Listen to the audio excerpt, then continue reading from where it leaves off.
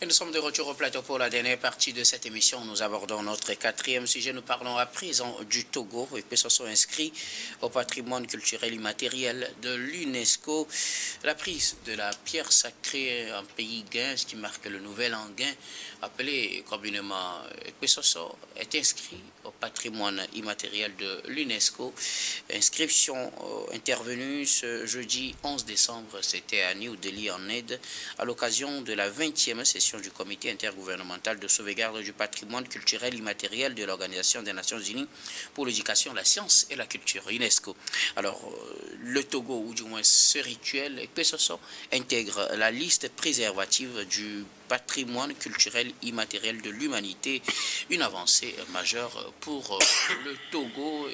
Cette pratique devient un patrimoine pour l'humanité. On parlera tout à l'heure d'une telle intégration à la liste du patrimoine de l'UNESCO et ses conséquences pour le pays, mais aussi revenir sur ce travail qui est fait puisque c'est l'aboutissement d'un processus lancé depuis au moins 2 ans au Togo. Nous en parlons avec nos invités. Vous le savez, pour le quatrième sujet, la parole est à qui veut la prendre en premier pour ses analyses et ses observations. On le prenait pour un rituel pour les gains, mais maintenant, cela rentre au patrimoine humanitaire, le patrimoine de l'humanité plutôt. Et donc, ça devient, disons, d'une certaine manière, un pan de la culture mondiale. Bien sûr, ça devient un pan de la culture mondiale et ça fait quand même la promotion de la destination Togo. Parce que vous savez très bien, c'est un rite qui est fait depuis belle lurette, ça ne date pas d'aujourd'hui. Ils doivent être dans les plus de 300 éditions qu'ils ont fait la fois dernière, et je pense que c'est quelque chose qui convie assez d'autres quand même. On voit des gens qui viennent d'un peu partout, du monde, du Brésil, de la France, de l'Angleterre, d'un peu partout, et ça constitue quand même l'une des activités ou bien l'une des fêtes traditionnelles les plus célébrées au monde et qui date depuis fort longtemps.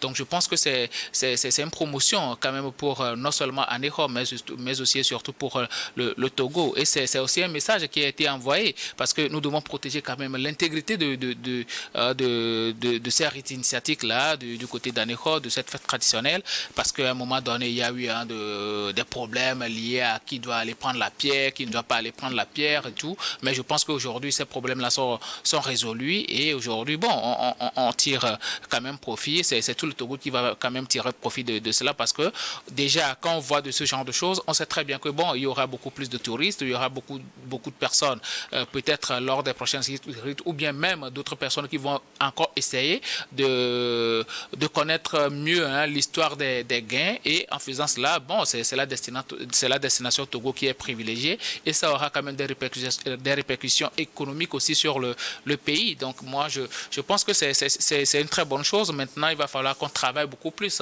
aussi de l'autre côté des autres fêtes traditionnelles, des autres rites traditionnels et tout ça. Il y a aussi d'autres, je ne sais pas comment on appelait, mais quand même des trucs traditionnels qui ont été inscrits aussi dans le patrimoine universel de l'UNESCO, dans le nord, comment on appelle ça, Tata Tamberma, voilà, qui a aussi été inscrit dans le patrimoine de l'UNESCO. Donc je pense que c'est la destination Togo qui est privilégiée, qui est promue, et donc on doit quand même faire la promotion de notre pays. On a quand même de très belles richesses. Et déjà le tourisme interne, c'est quand même de très compliqué pour le citoyen togolais, mais je pense qu'avec cela, on doit beaucoup plus multiplier la promotion de la destination Togo et essayer de faire en sorte que, pas seulement les pays ou bien que ce soit inscrit au patrimoine de l'UNESCO, mais aussi d'autres fêtes traditionnelles, peut-être comme Evala, comme Ovazu, comme Aïzan, des fêtes à Gbogbosan même, qui est une fête traditionnelle des Évé, des Évé qui célèbrent cette fête-là depuis belle lurette, depuis des centaines d'années, et qui aussi fait venir beaucoup de personnes de divers horizons. Donc je pense que nous devons beaucoup plus travailler à préserver notre culture. C'est pourquoi la politique ne doit pas trop intervenir dans la culture, parce que ça préserve quand même l'intégrité de quand même de cette culture-là, et ça va faire beaucoup plus la promotion de la destination Togo. Et félicitations quand même à ceux-là qui ont travaillé. Je pense que le maire Akereburu, il faut quand même lui tirer chapeau par rapport à tout ce qu'il a organisé depuis lors, même les festivals liés aux divinités noires et tout ça qu'ils organisent, un effort qu'il faut faire quand même venir à cette personne. Je pense que tout cela n'est pas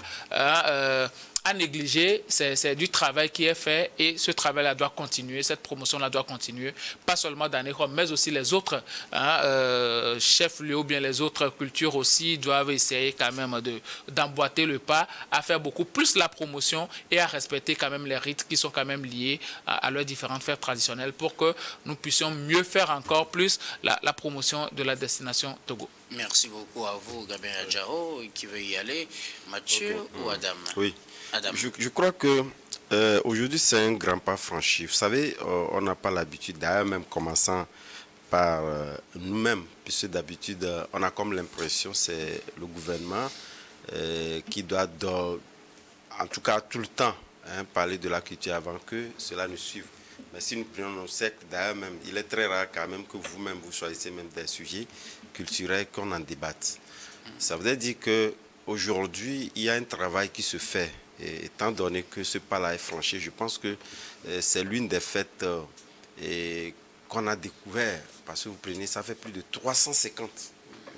350, ça veut dire que c'est l'une des vieilles fêtes traditionnelles qui a su quand même maintenir, en tout cas, l'élan culturel. Et lorsque ça arrive, je pense que c'est plusieurs nationalités qui sont souvent invitées lorsqu'il y a Ekpisoso. C'est vrai que la diaspora gain est assez étendue, et lorsque vous parcourez un peu l'histoire des gains, c'est normal que cela puisse drainer autant de foule. Et je pense que ce n'est pas aussi loin. Lorsque vous prenez de l'autre côté de la frontière, vous rentrez dans Ouida, ce sont des peuples qui se rassemblent, qui se ressemblent par certaines traditions. Et nous avons vu également de l'autre côté, l'État a également investi des moyens pour, en tout cas, célébrer à la hauteur des considérations qu'il faut cette fête-là. Mais ce qui est dommage aujourd'hui, c'est vrai que plusieurs publications, on en fait assez, etc. Mais le Togo, lorsque vous prenez ces deux grandes fêtes qui arrivent véritablement en tout cas, qui sont tout comme des festivals. Vous prenez Ekpisoso et Evala. Et moi, j'ai toujours pensé que Evala également n'est pas célébré à la hauteur de ce que nous constatons aujourd'hui. Mais je pense que aujourd'hui, j'étais la semaine dernière à ma fête traditionnelle, j'ai vu que ça a commencé par changer. Au Vazou, je veux dire, nous avons vu qu'aujourd'hui, il y a des populations qui arrivent véritablement à faire ce brassage-là. On invite des gens qui viennent véritablement des autres localités. C'est vrai qu'il y a une similitude lorsque vous prenez par exemple les Naoda et d'autres également qui ont en partage en tout cas ce FONU-là, qui sont invités. Mais nous avons vu qu'au-delà de ça, il y a des communautés, notamment de Lomé, qui ont été également invitées pour dire qu'en réalité, cette fête-là, c'est vrai, et que ce soit les gens entendent parler, mais combien de fois Ekpisoso arrive à drainer les autres cultures pour venir véritablement célébrer. Il y a la partie occulte, en tout cas de la tradition, mais il y a également la partie visible ou festive de la chose, où on peut véritablement, à côté d'Ekpisoso, en tout cas faire ce brassage-là, inviter les autres localités à venir découvrir. Ce que nous ne constatons pas assez lorsqu'il y a dans Ekpisoso. Voilà pourquoi on dit Ekpisoso, c'est vrai. Il faut aller interroger l'histoire pour réellement savoir ce qui l'en est. Mais déjà au Togo, vous constaterez que la plupart du temps, les gens, ils entendent parler, le rite en lui-même n'est pas assez connu d'abord au Togo. C'est vrai que c'est rentré dans le patrimoine. Donc, arrivé au Togo aujourd'hui, je pense qu'il faudrait quand même que, aussi bien le ministère, et vous l'avez cité, Akereburu, qui est le maire, qui est le porte-flambeau aujourd'hui de cette culture-là à travers le Togo, fasse en sorte que cette culture-là puisse être connue. Parce que ça a dépassé aujourd'hui les frontières togolaises. Il faudrait quand même que nous, d'abord au Togo, qu'on sache de quoi il est question. C'est vrai qu'au niveau je pense que la tradition orale, il vient en troisième position. Après, je pense que la maïtique et puis le guélédé, quelque chose comme ça, il vient en troisième position. Mais tout ça, là, on ne connaît pas. on ne connaît pas. Il faudrait quand même que ça commence pas à changer, que nous-mêmes, on puisse véritablement connaître cette tradition-là en faisant du brassage, puisque au niveau d'Ivala, ça a beaucoup évolué. Vous allez constater, d'ailleurs, on a vu des gens venus d'Anihor qui arrivent véritablement dans bon, on connaît plus donc cette fête-là parce que ça a drainé, c'est un festival, c'est l'unique d'ailleurs même, lorsque vous prenez ces Kwesoso et puis Ivala qui arrive, prenez vos familles, vous allez, vous faites pratiquement une semaine. Et donc, je pense que c'est une bonne chose. Mais faisons en sorte que cela soit connu davantage dans nos contrées avant même de dépasser.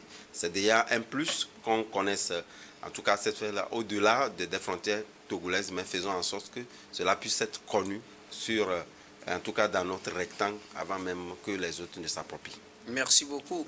À vous, Khadam Adronou. Alors, Mathieu Tamam, que ce soit au patrimoine immatériel de l'UNESCO.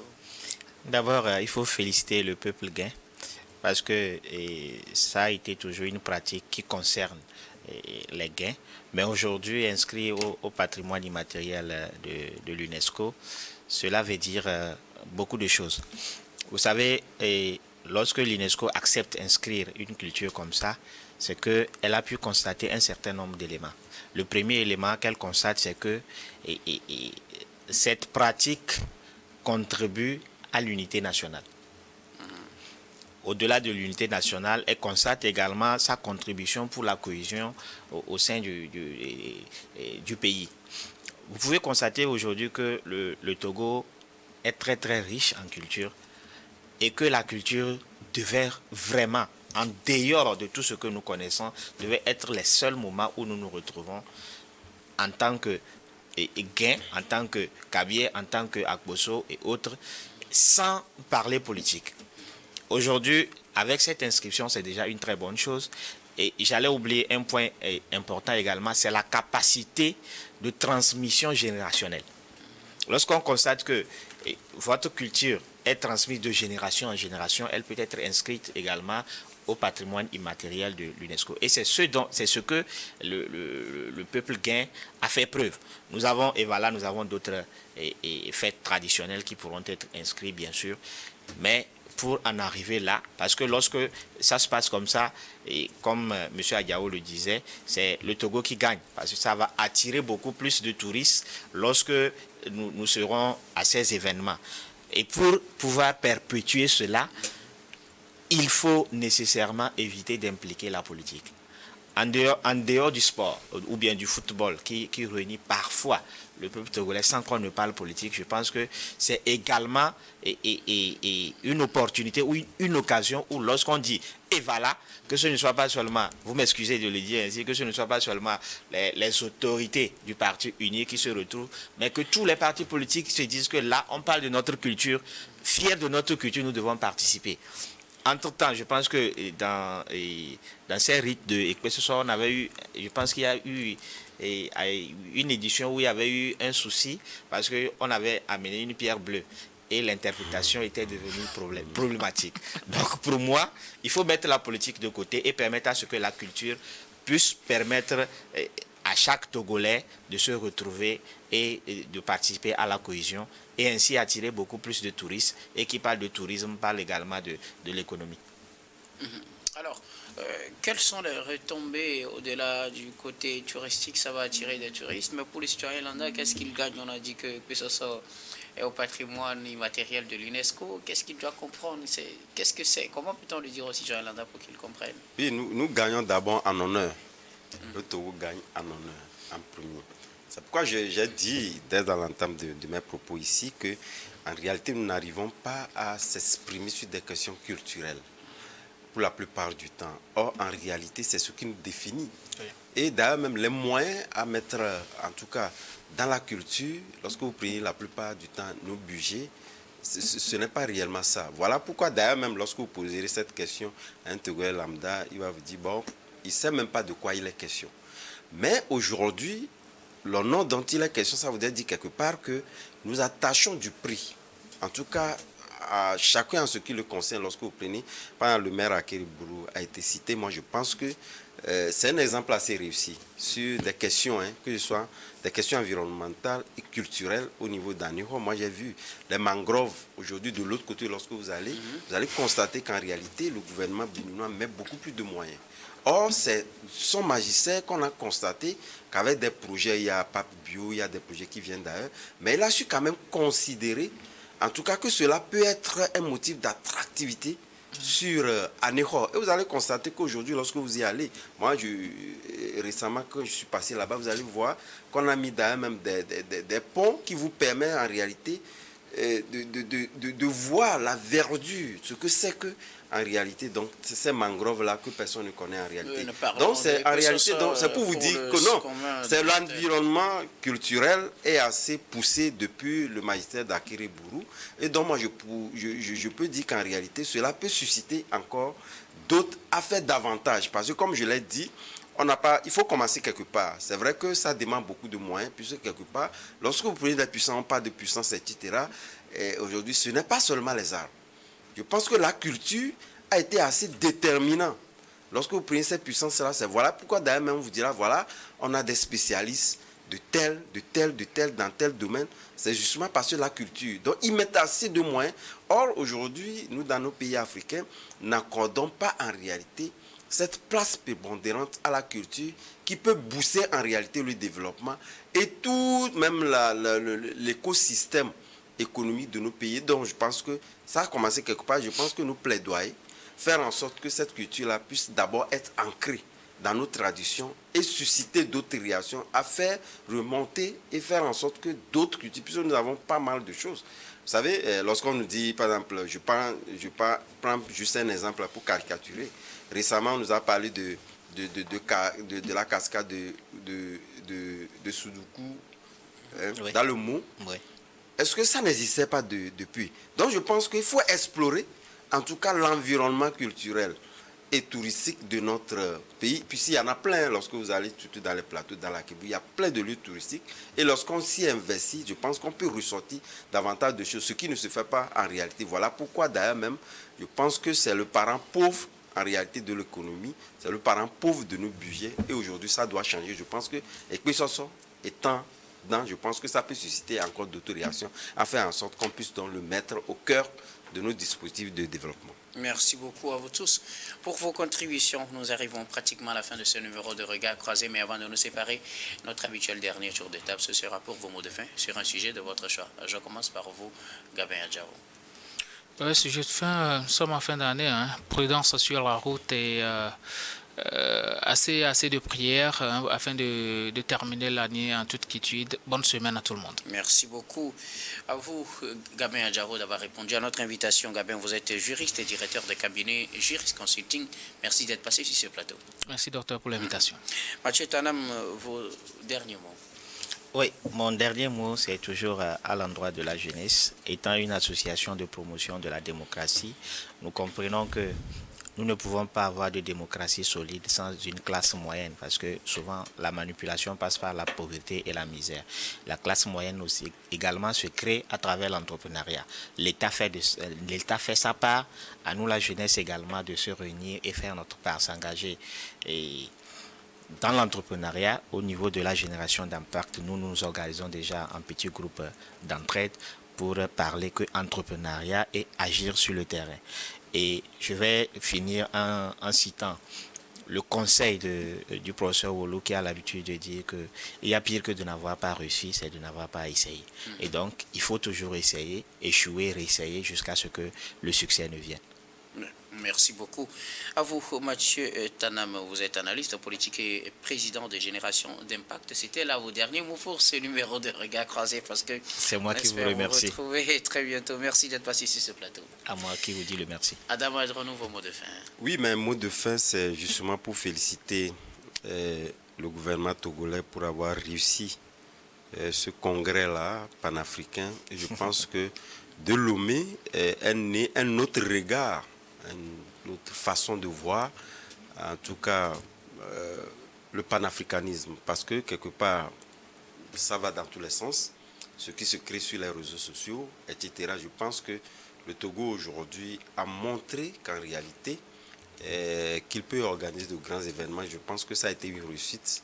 Donc, je profite de l'occasion pour féliciter donc les organisateurs. C'est vrai, le chemin est difficile, mais retenez que c'est la difficulté également qui fait le chemin. Merci beaucoup.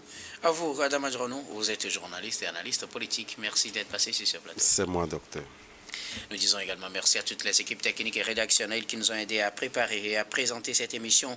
Merci beaucoup à Aimé Roland, comme la gamme ici, à la réalisation, à Gaston, à Fanou et Florent et Kouekoué, à la diffusion. Merci à Stéphane Kouanou, à la caméra et surtout à vous, très chers téléspectateurs, de nous avoir suivis. C'est la fin de ce numéro de Regard Croisé. Je vous retrouve demain avec le même plaisir pour un autre numéro.